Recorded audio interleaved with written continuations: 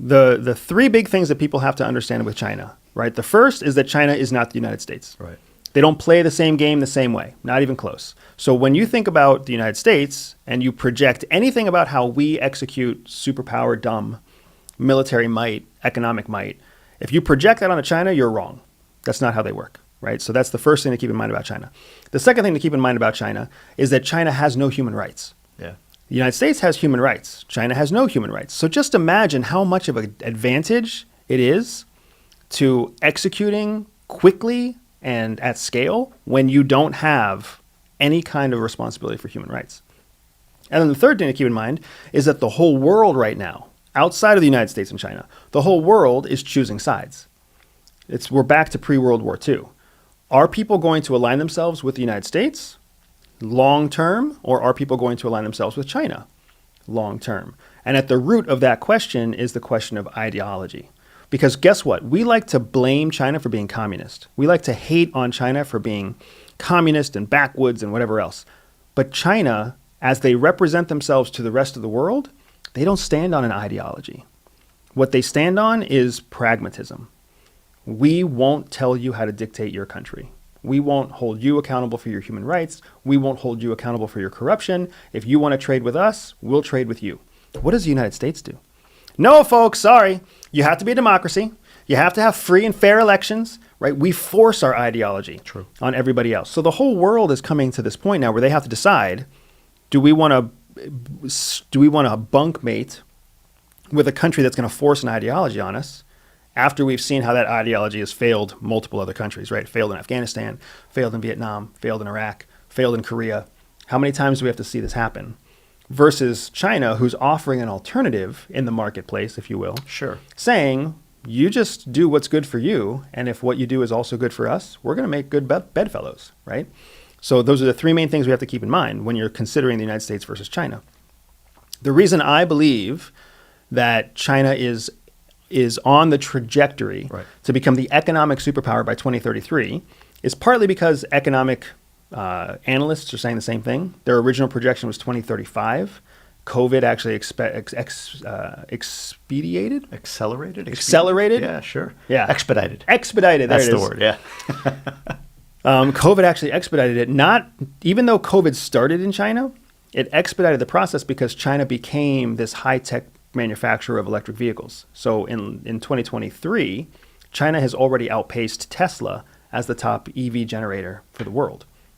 And that's a huge marketplace. That's an experimental marketplace, all the green energy vehicles.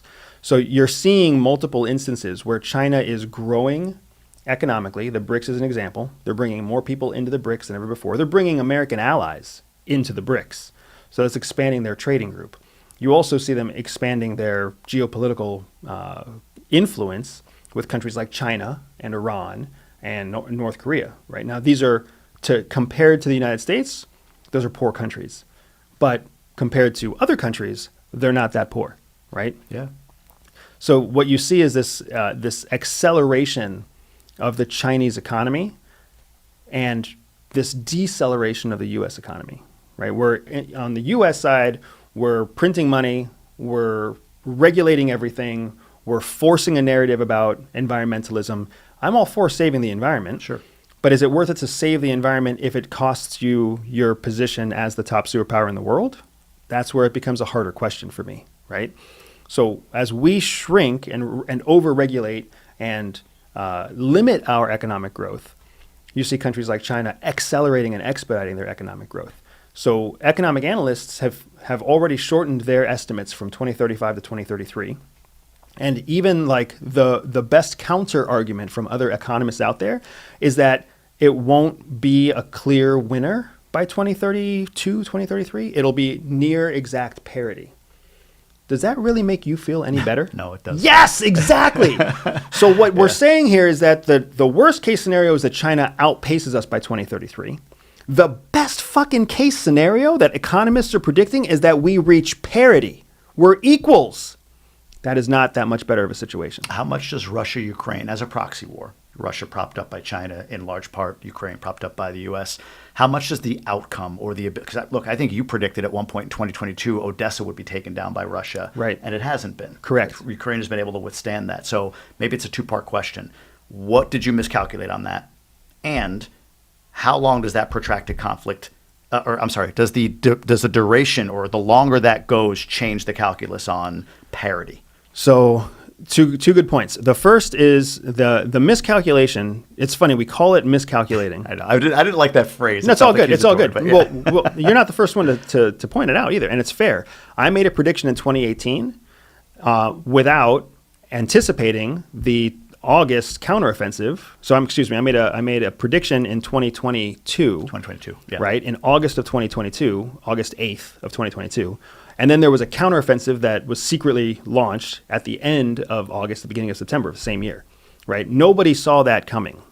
I didn't see that coming, and that certainly wasn't public knowledge. So with that counteroffensive that was heavily backed by NATO and everybody else, you saw the entire conflict shift from the southern part of Ukraine to the northern part of Ukraine. And then the narrative kind of predominated that, Ukraine's taking back huge swaths of territory because they were in the north, right? The argument that I had always made and that I still make is that the fight is in the south, right? Odessa is the target because Odessa creates a land bridge all the way across southern Ukraine, cuts Ukraine off from the Black Sea, and gives Russia essentially total control all the way from Moldova back to Russia. That's where the fight is. Guess where the new counteroffensive is taking place? There? In the south. Yeah. Because it's never changed, right? Strategically, the south is where all the focus is.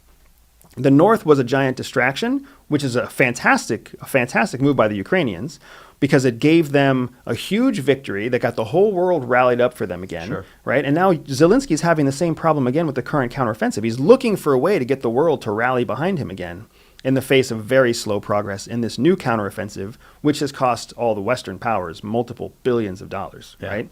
So absolutely my assessment was incomplete, but any assessment is always going to be incomplete. It always changes with whatever's going on day to day. And that's just something we learn to accept in intelligence. Same outcome projected, just delayed execution? So I said the same thing in 2022, right? There's three outcomes here.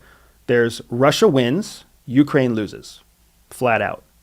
There's a ceasefire that just basically takes the way things work right now and holds them in place. Or there's a negotiation.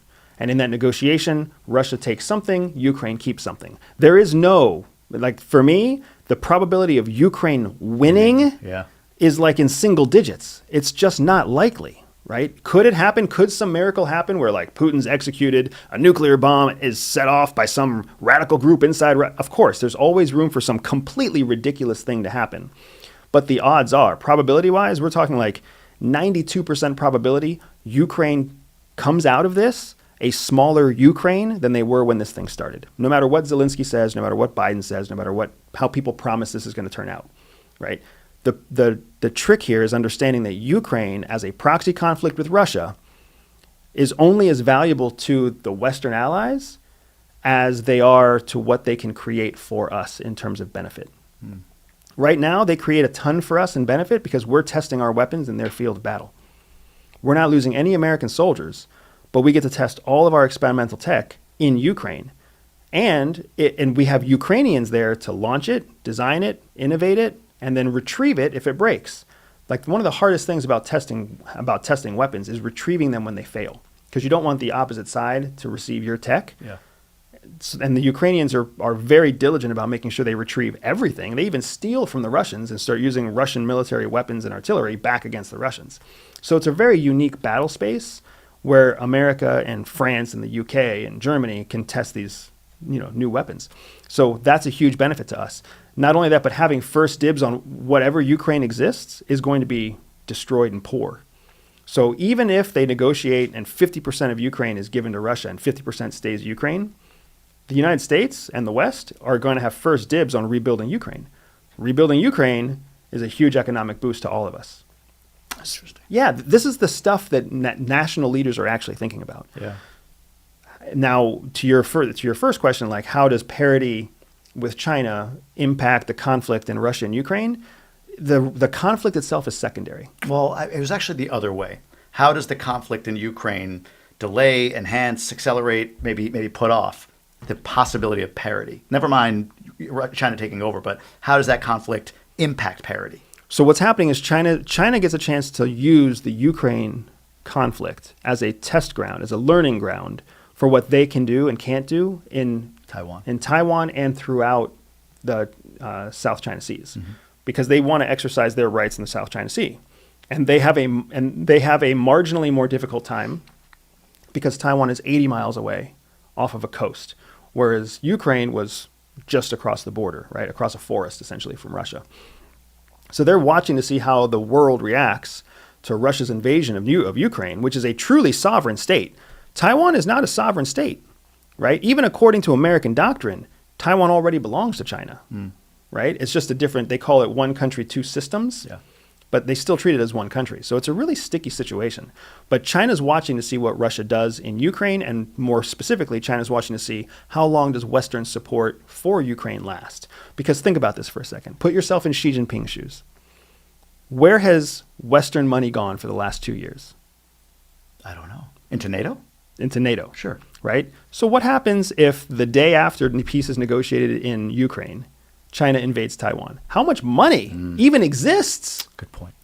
To fund a conflict in Taiwan? Yeah. Basically none. Like it's almost like a rope-a-dope. Right. So that's exactly, and that's what the United States is calling, that's the strategy the United States is using in Ukraine as well.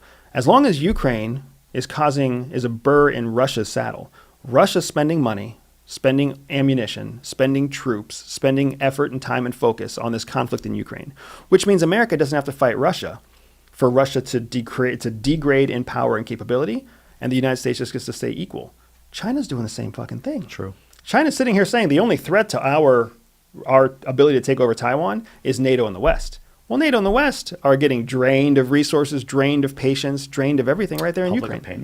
Public opinion right now has shifted dramatically, especially after the Maui fires, right? Like, you're only paying X to each family, and meanwhile, Ukraine is being funded with hundreds of millions. So this is the game. This is the geopolitical game. This is the truth of the game that even when I was in that August interview that you're referencing, I was saying this is how it's going to work, right? China's going to sit there and watch. Russia's going to sit there and watch. They know that if they just park landmines and tanks, just wait until Ukraine is no longer the most interesting subject to the West. And once Ukraine's not the popular girl in school anymore, then they'll go in and steal the prom date. Does all of this, China achieving parity or taking over by 2033, 2035 economically, does it not all boil down to the yuan becoming the world reserve currency? I don't think it all boils down to that. Okay. Yeah, I don't think it all boils down to that, because there's lots of hurdles in having the renminbi or the yuan become the world currency. And I think one of the biggest hurdles there is that banks aren't going to want to partner with a currency that's not tied to anything and controlled by a party. Again, right? Again. Yeah. We've done that with the dollar. Correct. Hasn't really worked out for the best. Yeah. Which is why you see the BRICS trading bloc working towards creating their own currency that is pegged to gold. Yeah, but isn't that to me feels like a failed strategy? Maybe initially it works, but over time, currency is going to outpace the production of currency is going to outpace the ability to produce gold to back it, is it not? That's us going back to an American mindset. How so? Because that's what the United States does. Oh. When you unpeg something, that gives you a chance to print more currency, right? And a part of the reason that we do that is because we're also based on a debt structure. So we actually believe that somehow, this is crazy to me, but the United States is the only economy in the world that created this concept of debt being more valuable than cash. So now we're all encouraged to have debt, right? We have a credit rating based on our ability to manage debt, whereas every place else in the world is basically like you have money or you don't have money. There's no line of credit that the average person has outside of the United States anywhere. Right. Like a credit card is a very novel idea outside of the United States. So the world writ large takes comfort in the idea of having real reserves, real value to back whatever currency you have. So instead of controlling the value of currency by printing more or by buying it back and putting it in reserves to control the value of the currency itself, you actually have currency that is tied to a specific asset or resource. Interesting.